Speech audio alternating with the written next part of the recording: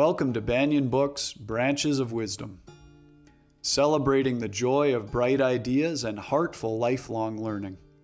Branches of Wisdom is a series of intimate conversations with the world's most influential authors and visionaries.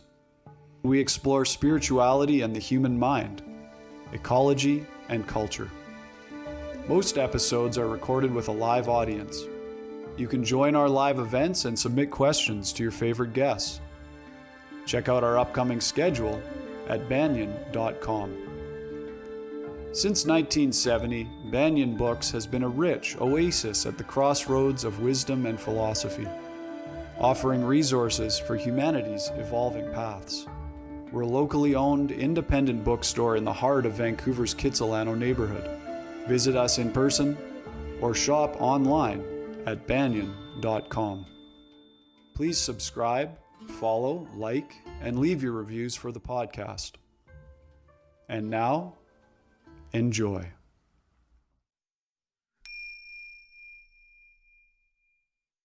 So welcome everyone.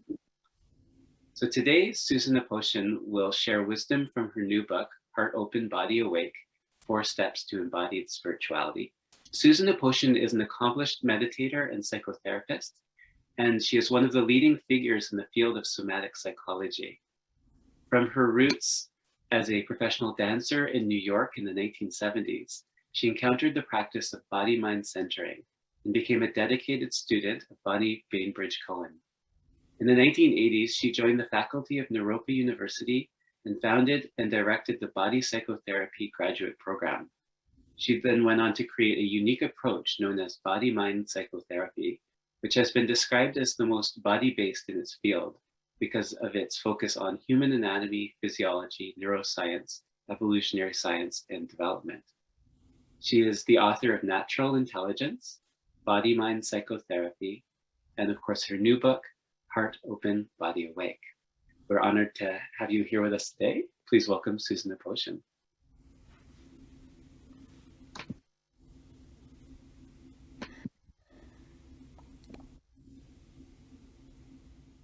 Hi, everybody. I don't know if I'm pinned now, but I'm assuming I am. All I see is a big flower on the screen from Banyen. Anyway, thank you all for coming. And I know I have some old friends in the audience. I've already gotten a note, so that's lovely. Vancouver is far from my home. I'm in Boulder, Colorado in the States, but I've spent a lot of time in Vancouver, and it's one of my homes away from home. And just to even hear Jacob acknowledge the territory of the coastal Salish people touches me. You know, I had to learn how to pronounce those names, and I've been interested that nobody else does that, you know, and nowhere else in the world does that. I thought about trying to do it in other places, but I don't know, it was hard to do on my own without any support. So I really appreciate that you Vancouverites do that. It's beautiful. Yeah, nice to hear from all of you. So I have a new book, and you probably just saw the cover, but I'll show you again. Heart Open, Body Awake. And this is a book that took me 17 years from beginning to now. And it took me so long because it was such a journey to be able to integrate all these different parts of my life. So as Jacob said, I started as a young person. I was involved in psychology and dance and meditation right away, but it took me a while to integrate psychology and dance. That was my first step. And my first job out of college was as a dance therapist, and I had studied psychology and dance, so they figured I must know what dance therapy was, and I started working as a dance therapist before there were rules and regulations about what it meant to be a dance therapist. And it was a beautiful and frightening experience for me. I was working with kids with pretty extreme disabilities, and I'd go in and really just, make a lot of stuff up, dance and do, kind of somatic inquiry. I remember being on my knees holding hands with a little girl that didn't speak or see or hear. And she was tiny, I think failure to thrive as well. And we would do these private sessions where we would just hold hands, and I'd be on my knees and she'd be on her feet, and we would sway mostly. I think my eyes were closed most of the time, and it was very powerful what happened to me, but I wasn't really sure what was happening for her. And, there certainly wasn't any change that was evidenced by our interaction. And this was in the Bay Area in the 70s, maybe 74. And I would come home, they paid me really well because they had a grant, and, there was no going rate for dance therapists because we didn't quite exist yet. So I only worked in the mornings, and I would come home from working with these kids and I'd fall asleep at the kitchen table over my lunch because psychically it was so intense what was happening, for me at least. And I'd fall asleep and I'd dream about the kids, but without their disabilities. And it was heartbreaking and confusing. And I thought I had better learn what this thing called dance therapy was. And there were a couple of degrees at that point. So I went to NYU, New York University, and studied dance therapy, and found that what they were calling dance therapy wasn't really of interest to me. And so then I went to Naropa University, and Christine Caldwell was starting a dance therapy program there, and so I helped her with that. And that's when I started developing what I now call Body-Mind Psychotherapy. And in that context, Naropa University is a Buddhist-inspired university. And so we were looking at mindfulness and being present and how that interacted with the body and how that interacted with healing. And so at that point, I was really able to bring the psychological and the movement and body stuff together and began calling my work Body-Mind Psychotherapy. I wrote my first book that Jacob didn't mention, Natural Intelligence. I think that is a 99 imprint date. And then 5 years later, I followed it with Body-Mind Psychotherapy, the one that Jacob did mention. And when I finished the Body-Mind Psychotherapy book, I was starting to feel like, okay, maybe I could talk about spirituality. And that's when I started this book, Heart Open, Body Awake. And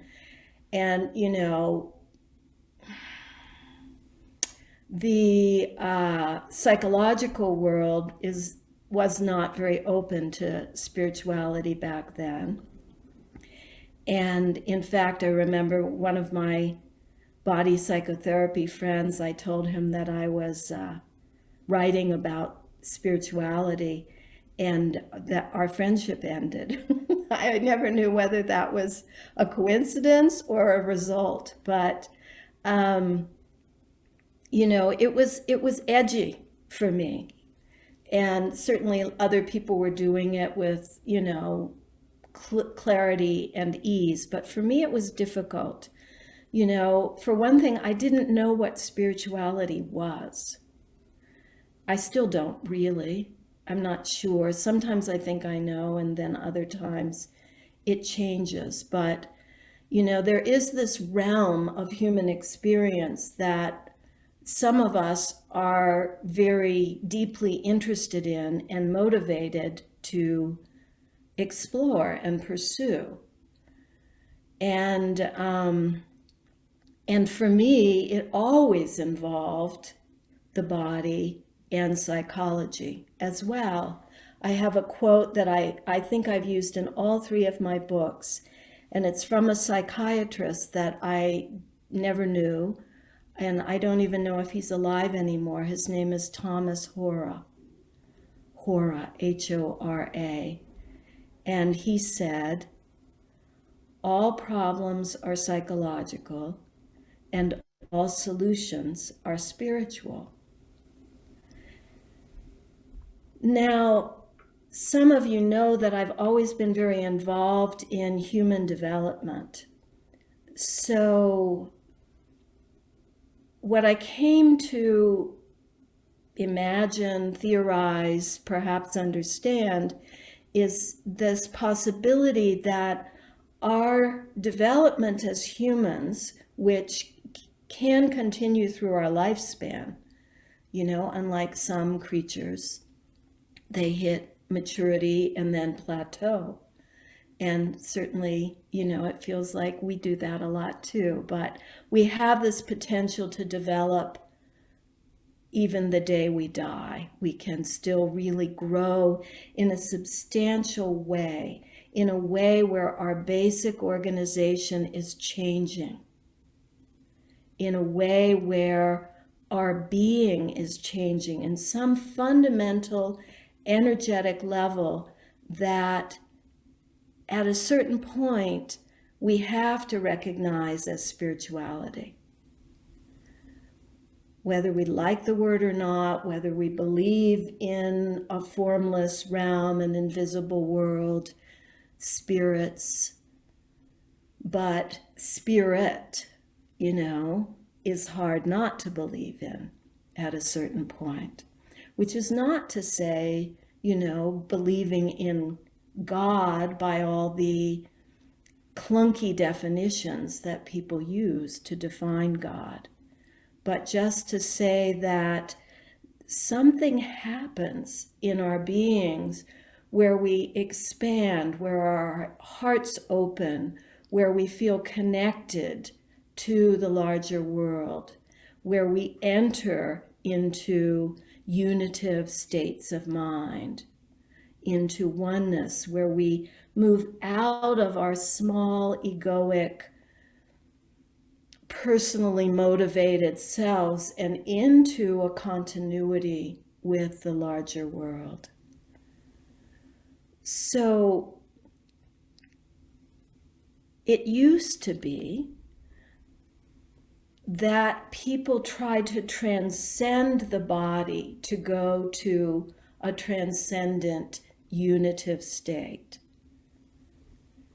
And then we have, centuries of trying to control the body, colonize the body, subdue the body, oppress the body into stillness or spirituality. And that doesn't work for all of us. It doesn't work for many of us. So what I have seen in myself, in my teaching, in my students, and in many, many disciplines that are emerging more and more strongly now, is that we actually need our spirituality to be embodied. When we threw out the body, if we go back 3,000 years ago, let's say, 3,000 years ago, people were practicing earth-based and often feminine energy-based spiritual traditions, and body-based more. And then as things changed, and we, with Buddhism, with modern approaches to Hinduism, and certainly Judeo-Christianity, there got to be more and more of a constraining patriarchy, and organized religion made the earth an object to be subdued by us, to be used, even to be stewarded in a patronizing sense. So, slowly we've separated our spirituality from the body and made a polarity out of heaven and earth. And simultaneous with that, religion became more and more controlled by men. Women became more and more an object of danger that could sway men off the path of their celibacy or their monogamy. And the body was something to subdue and transcend. So the earth and women and the body all got thrown out of spirituality together. And, of course, there were always amazing women in all traditions. And I realized earlier I forgot to mention Islam. There have been women leaders and teachers and accomplished practitioners in all of these disciplines, but they've become more and more and more patriarchal. And simultaneous with that, they become more and more organized, and there are more and more strictures. So embodied spirituality is often, I've seen in all the disciplines that are arising, more feminist, more earth-based. And then in terms of the psychological inclusion, that the so-called negative emotions are no longer regarded as problematic to be oppressed or thrown out, but actually as part of our healing and maturation process, that we could get skillful in working with our so-called negative emotions so that they transform and help us evolve rather than trying to repress them and transcend our humanness and our emotionality. So the possibility here with embodied spirituality is, what I'm hoping for is kind of a loose federation of communities, and creating communities that are committed to the body and the earth and a more balanced spirituality that then necessarily arises from the individual, that it's not something we can dictate. We can't tell each other, this is the one and true God, this is the one and true path. We have to, find ways to come together in our differences. So embodied spirituality for me is very much an interfaith discipline and a community practice. So that's where my energies are going with this book, and from the book, I'm hoping to start a embodied spirituality community, monthly gatherings online and, sharing practices that can empower each of us individually on our personal paths rather than creating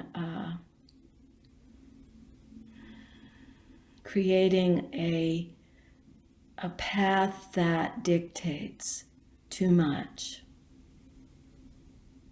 So that's a bit of an introduction there. And, what we could do now, if you'd like, is, I saw one question come in. I didn't see what it was. If there's any, questions that will really help us orient toward this idea of embodied spiritual community, I could take a couple questions now, and then we could shift gears and we could do some practices together, or a practice, or who knows what will evolve from there. But let's see, it looks like there is one question that, would you be able to describe what that would look like? Thank you. So I'm assuming, Laura, you mean an embodied spiritual community. So yes, I will keep working on describing what that might look like. And then there is another one. Yeah, okay. Nothing further there. So it sounds like there's not any questions on this theoretically. It sounds like, the idea of embodied spirituality makes sense to you. You understand the connections I'm making with earth-based practice and balancing energies, in terms of control and independence and that sort of thing. Now I'm getting more questions, so I'll look at those. Can you walk us through a practice? Yes, that's what I'm proposing, is that, we kind of complete this discussion and then we do some practices. Rather than describe what an embodied spiritual practice looks like, maybe we can do some practices together. So I think that responds to all the questions that came in. There was one interesting question about how we could have an embodied community on Zoom. I know, it's crazy, isn't it? Well, it's kind of an interesting paradox, because when the pandemic came and I stopped traveling to teach and I stopped teaching in person and began teaching online, I had been teaching online before the pandemic, so I know, how to do that, and I hope, I can show you that we can connect in an embodied way on Zoom. But I knew that I could reach through the screen and invite other people into their own embodiment and even to connect. But what I saw was, suddenly the whole world became available. I became available. This opportunity of connecting became available in all the different continents. So I was really, surprised by that. And I don't like to spend a lot of time on the computer, but I found that I can spend an hour or two in a day. I don't want to spend a lot more than that. And it can be really meaningful and deeply touch me and others and connect us as well. So let's look and see if we can do that. It's a little different in this format because we can't see each other. So as we go on into the practice section of this webinar, at times you can raise your hand and ask to be seen if you want to share something. So know that that's an option to you, and that will help us connect more. And, I like to be able to see while I'm leading practices, but I don't think that's going to work for this particular webinar format on Zoom. So I think, I'll just imagine everything that I've experienced before and hope that it's working for you. Does that sound okay? Shall we dive in? So in terms of embodied spirituality on a personal level, the first step, I think, is always feeling our bodies so that we're not just reaching out of our body to transcend into the sky, into heaven, into the spiritual formless realms. So first step is to feel our bodies, and we'll do that shortly.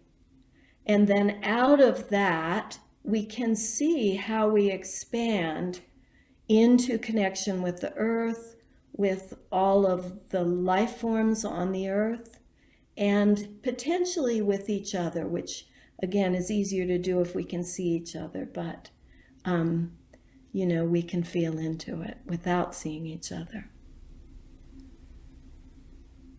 So let's check in with our bodies.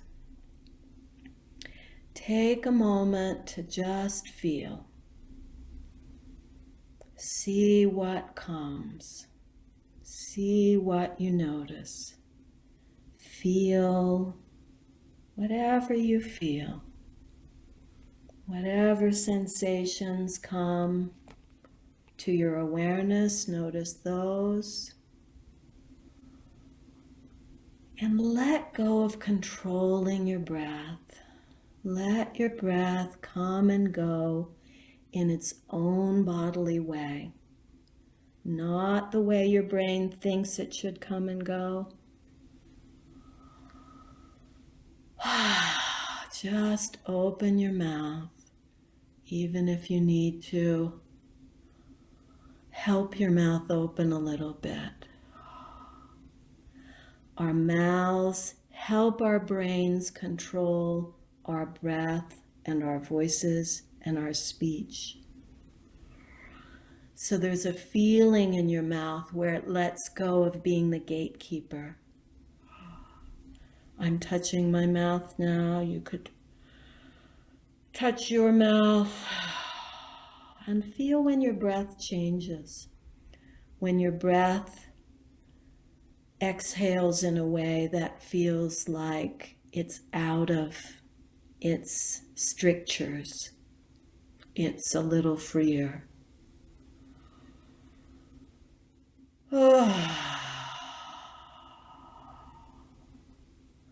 Until your breath shifts gears from being controlled by your brain, and now I'm speaking in a very controlled manner, and I'm breathing in a controlled manner. And now I'm letting go again. Until your breath lets go, and your voice can come with that if it's comfortable. Until that happens, there isn't any real freedom in our bodies, right? Our bodies are just the robotic, controlled expressions of our brains. When your breath starts to shift, and often yawning comes with that if you're tired at all, or even if you're not tired, sometimes yawning comes with letting go of the breath because It's a way where our muscles can stretch. And we can shift out of a muscular position that is about control. Let yourself move away from the computer. If you want to, I'll talk a little more loudly.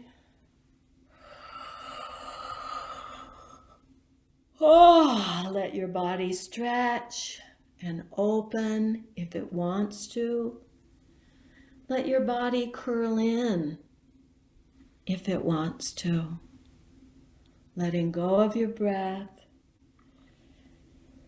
Letting go of your voice if your voice wants to have a little bit more room.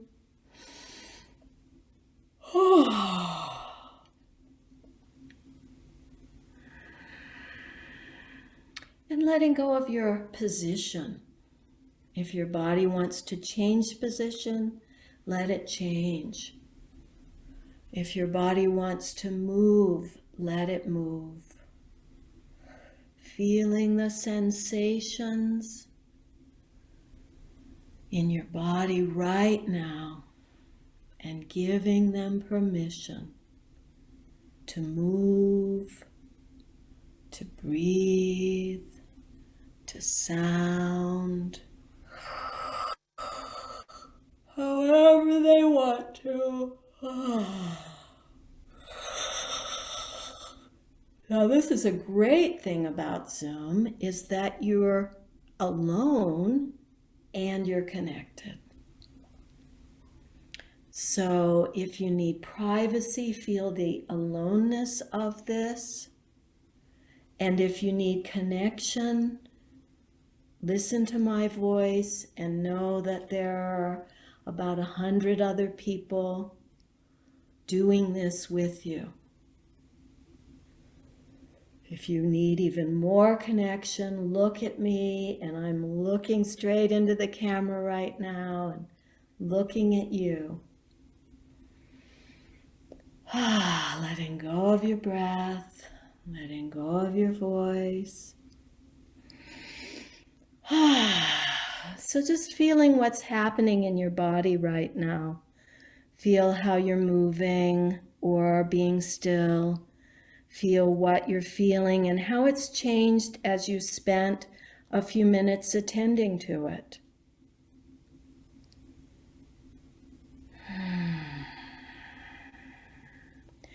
For some people, feeling into their body is their home base, and for other people, it's scary.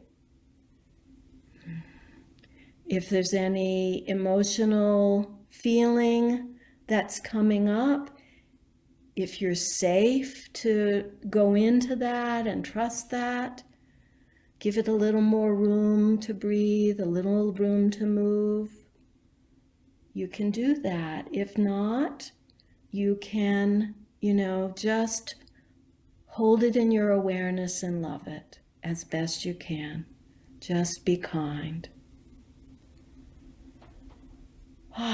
Letting go of your breath, letting go of your voice, feeling your body and giving your body permission. That's a key step. So I'm going to talk a little bit about that now. That's one of the first step in the 4 steps of embodied spirituality. The first step is to open. So we have to open to ourselves, open to the world, open to new possibilities.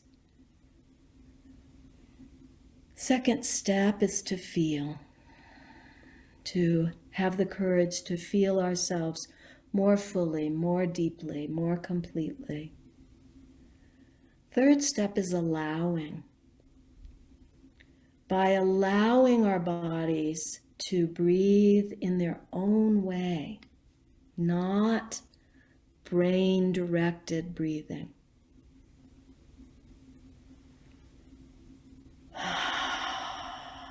To breathe however they want to breathe.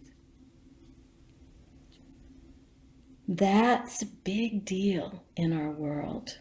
And hopefully it doesn't feel like a big deal right now. Hopefully it just feels relaxing.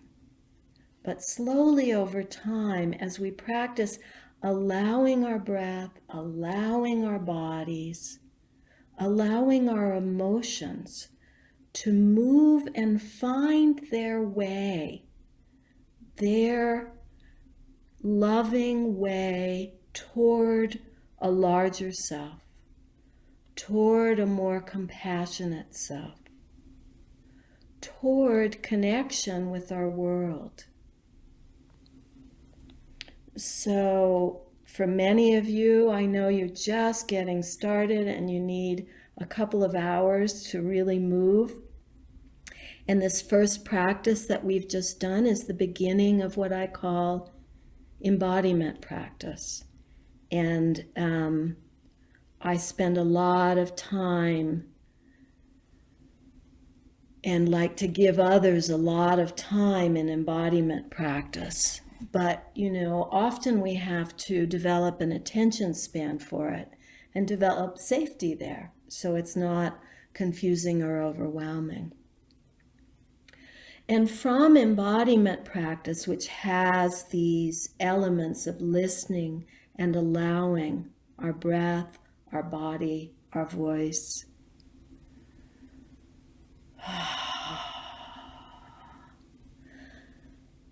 what happens over time is that the energy flow in the core of our bodies starts to open up. Most of us have constricted our bodies over a long period of time, and we don't have a nice flow of communication, of energy, of physiology that's going all the way from our heads, through our throats, through our hearts. Just feel it with me as you say it.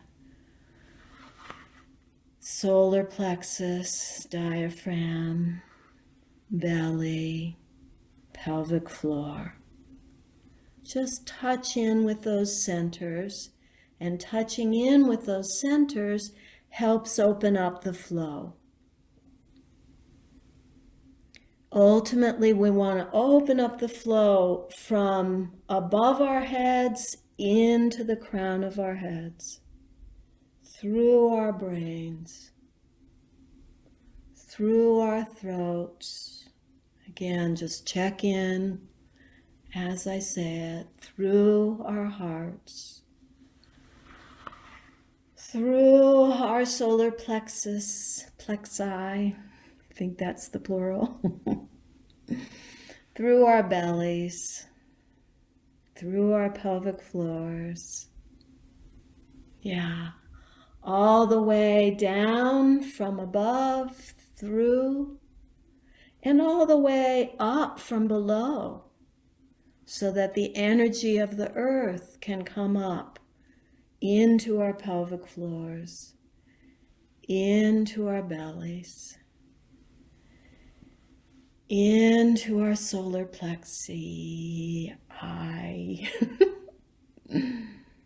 into our hearts, into our throats, into our heads, and out the top.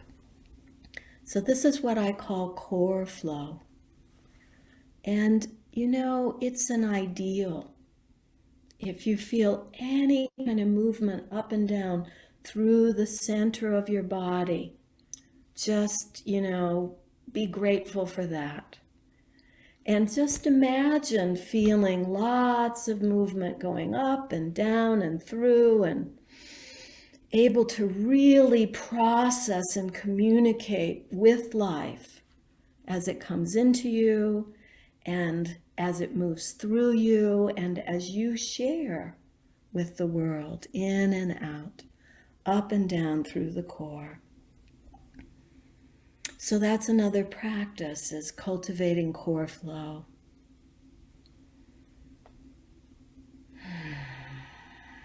Embodiment practice, just feeling our bodies and giving them permission. letting go of control, letting go of your breath and your voice and your movement. And then the core flow right through the center of us. Core flow can become really the root of our awareness, so that in our awareness practices, we're not just rooting our awareness in our brains or eyes or even in our hearts. We're rooting all the way through, up and down.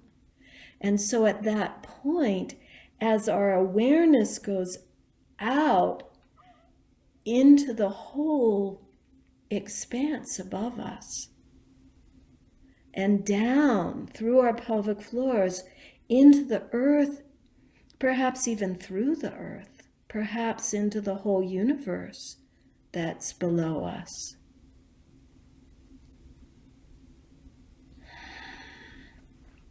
From that place, as we get stronger in our core flow, and as we allow our awareness to stay rooted in our cores and not hop out.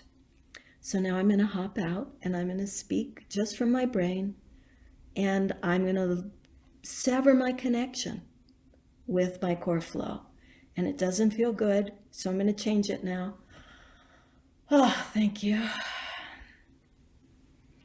As our attention and our awareness get used to being rooted in our core, and I learned this from watching animals.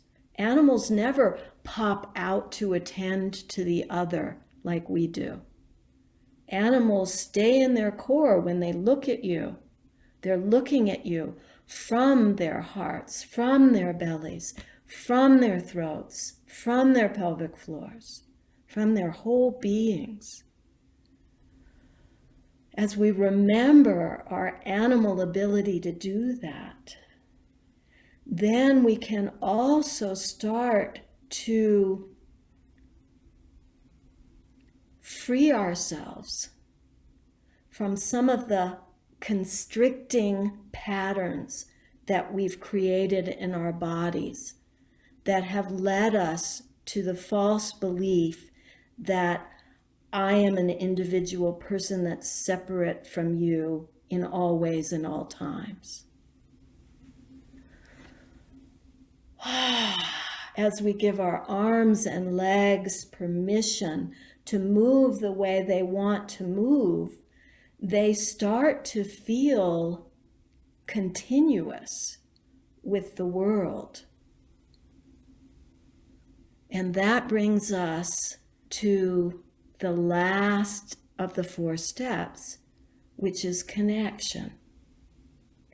So it's not connecting in the way that I pop out of myself and I say, hi, my name's Susan, I really want to meet you, let's connect.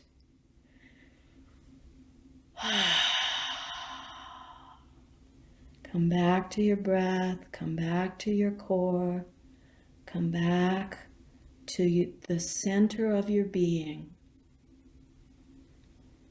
And feel the center of your being wanting to expand out, wanting to connect to the earth, the whole earth, wanting to connect to the whole world, perhaps, the universe, or just another human.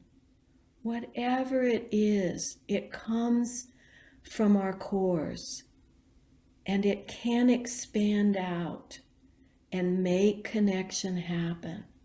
It doesn't have to be a jump. It doesn't have to be this contrived mechanical thing.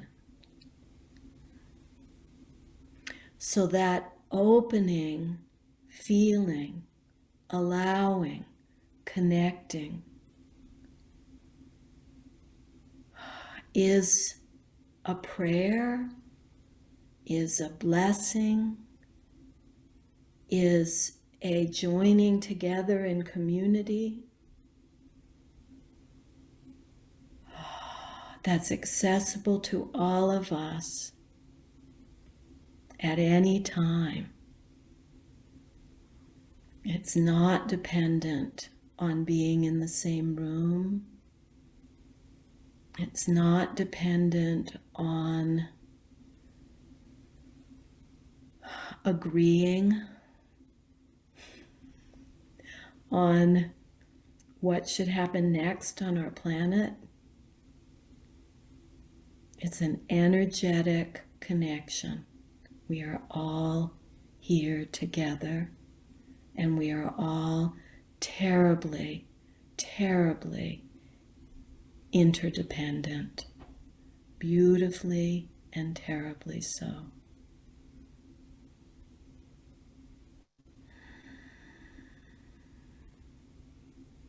So I hope that gives you some idea of embodied spirituality practices, and there are many, many practices in the book if you're interested in reading about them and practicing them on your own. And there are also these embodied spirituality gatherings starting next month, and you can look at them on my website, susanaposhyan.com. Maybe Jacob, you could type that in. And we have now a few minutes to share if anyone wants to raise their hand, and Jacob will help you open your sight and sound to anybody, to everybody, and we could, share a bit together. You can also continue just typing everything in. Yeah. So I see Jennifer Henderson is coming into form. She's manifesting in the world. Hi, Jennifer. Hi, Susan. Thank you so much for you, for your embodied spirit, and for what you are sharing with the world. I really appreciate it. And I also appreciate the way you're framing and using language that is so easily accessible for others. As I put in the chat window, I'm a classical tantric practitioner. And so I've been studying and practicing embodiment practices for a long time.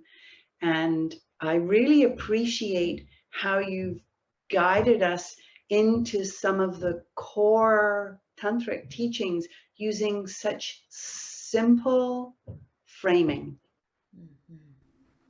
Yeah, because it's political too, right? Like we've corralled this stuff off, and we've said, like, you've got to be really special to do this. Mm-hmm. And it's our birthright. Yes, yes, of course. I mean, we're all just an expression of that divine spirit. Absolutely. However we express it. So I truly appreciate your expression of it. Yeah, well, thank you for sharing. And it's nice to meet you. Nice And, to meet you. I'd love to hear more about what you do, so you can write me or whatever. I'd love to. Yes, I'd love to. I hear that you're a British Columbian. I am. I'm currently living in Vancouver. Yes. Yes. And you sound very British Columbian too, so. Oh. Yeah, it's nice to hear that accent. Yes, and I really appreciated your acknowledgement of the spirit here in Vancouver that embraces all the traditions and especially honors the indigenous communities, which of course have been aware of and celebrating and acknowledging the spirit for thousands of years. Yeah. Thank you. Thank you. Denise. Denise is an old friend that I haven't seen in a long time, and you broke your arm. Poor So baby. this talk couldn't have come at a better time for me. Not moving is really hard for me. Because of your arm, you mean? Yeah. And just remembering that actually my whole spirit, my whole body can move without moving this. And Yeah. we can sequence out these fingers, even with just through that intention and through that.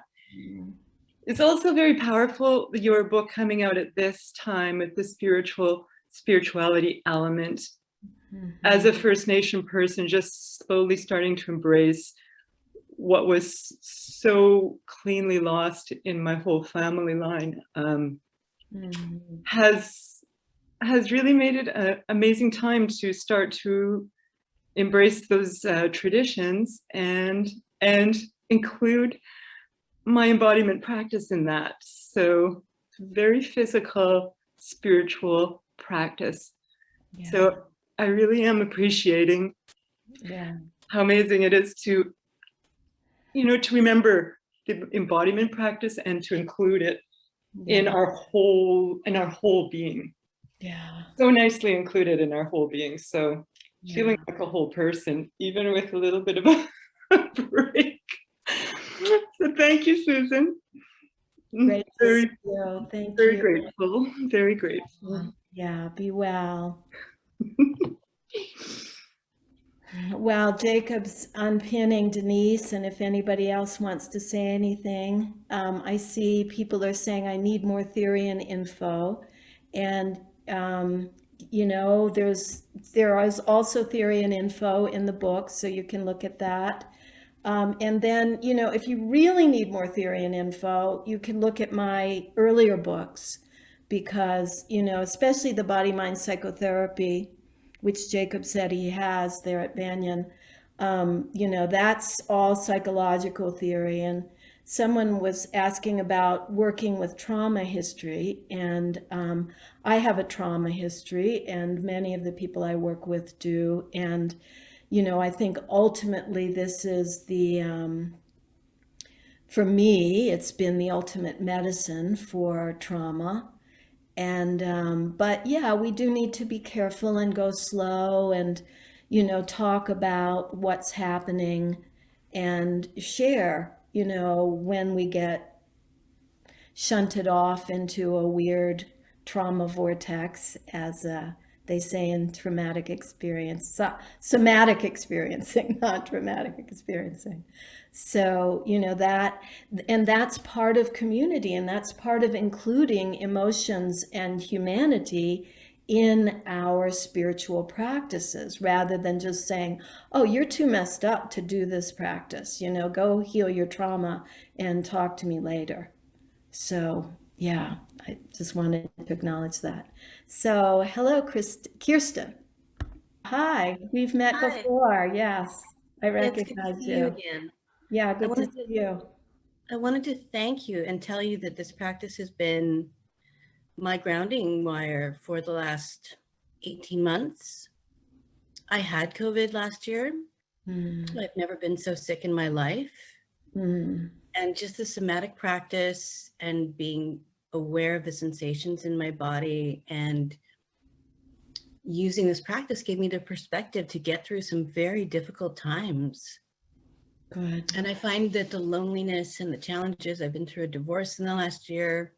I am parenting a 17-year-old girl, which is like parenting a hornet. And I keep coming back to, what are the sensations I'm feeling? Is this real? Am I reaching out? Am I grasping at things? And then I just slow down. And each day I make a list of the things that I would like to do. And then I pick one or two and think, if I just do those things and my bodywork practice, I'm going to be okay. Yeah. So I wanted to thank you and say hello. And as a dual US and Canadian citizen, I've had to literally turn off the television and just ignore the news because it is organized to distress us. And I actually, using this practice, can feel the sensations that it produces in my body. And I think, what is that going to do for me right now? Right. I actually have on my website, when you sign up to be on the mailing list, I have a handout called Compassionate News Viewing. I will use that. Thank you. Thank you for your time today. It meant a lot to me. Yeah, nice to see you. Good luck with everything. Thank you. Bye. Bye. People that have, theoretical or informational questions, don't feel like you have to keep quiet and only share if you have a personal sharing. And if there's more people that want to share personally, I'm glad to talk. And for those of you that have to rush off, thanks for coming.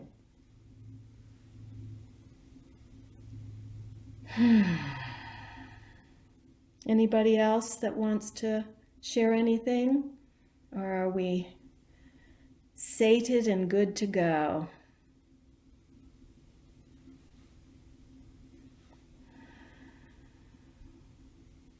I'm reading the chat as it comes in. Oh, here's a question. Would I explain about energy? Oh, if only I could. So, from a scientific point of view, we understand, there's 4 kinds of energy that were acknowledged in physics last I heard. Can't remember the specific ones, but they don't include physiology. They don't include our physiological energy, heat, and metabolic activity. So there's also that physiological energy. And then there's all the energies that we don't understand that, I remember, not too long ago when physics discovered what they were calling the God particle. And I don't really know what that is exactly, but it's a complex thing, energy. And then when we just feel energy and we feel the continuity between our physical energy and the energy that seems to surround us, the energy that we know for sure surrounds us, and other energies that we wonder, are we making them up or are they really there?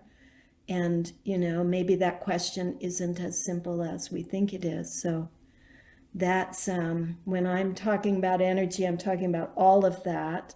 And most of it I can't explain and don't understand well enough to even say any more than that, really, at this point. Yeah, and so, someone's saying Qigong and Qi, that's, when I say physical energy, I'm referring to what, is also called Qi.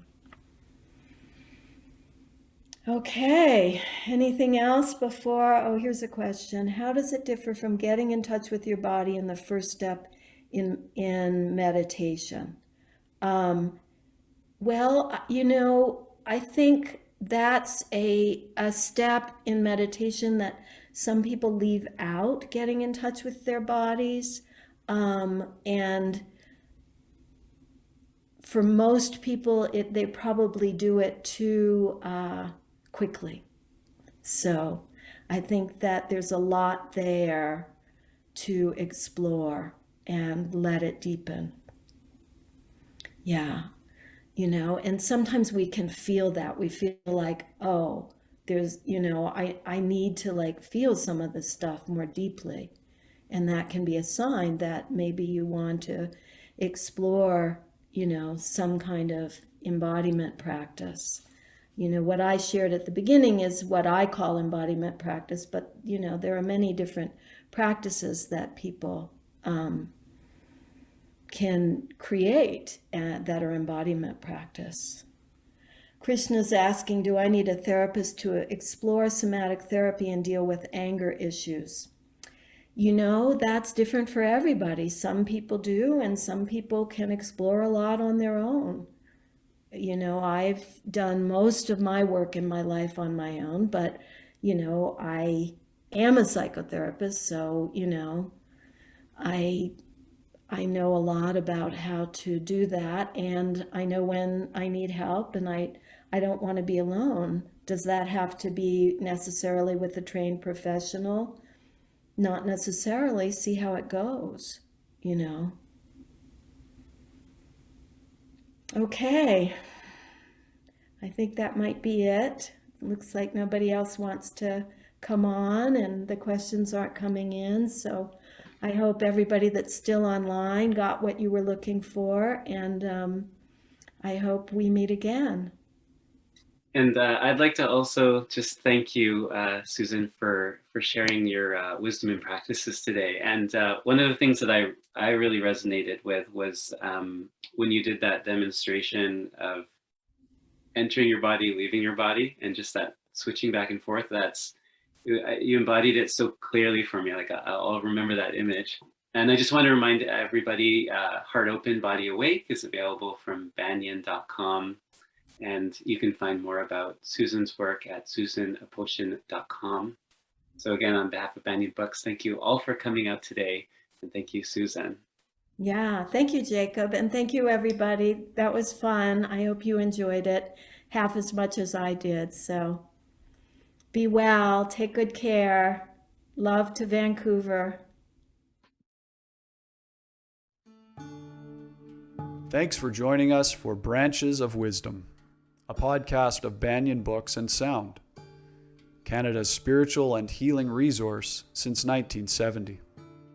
Our podcast producer is Jacob Steele. The show is edited by Abdo Habani. Watch all our conversations on YouTube by searching for Banyen Books, or listen on your favorite podcast platform. Please subscribe, follow, like, and leave your reviews and comments. We love to hear from you. For all our live events, books, and more, visit us at banyen.com.